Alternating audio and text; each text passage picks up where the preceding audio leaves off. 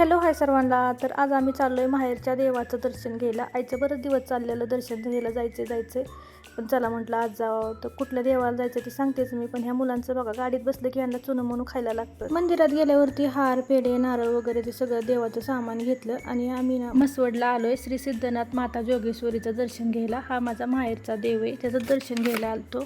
पण एवढी गर्दी होती ना, 2-2.5 तास लागले आम्हाला दर्शनासाठी.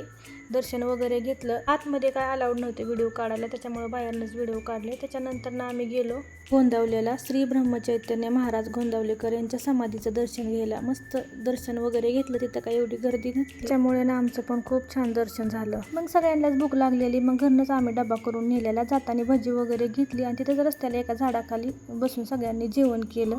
मस्त जेवण वगैरे केलं.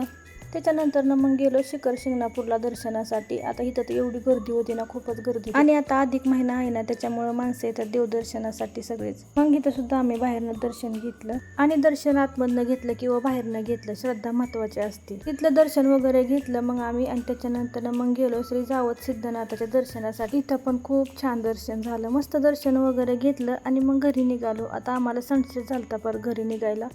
तर चला बाय, भेटू पुढच्या व्हिडिओमध्ये.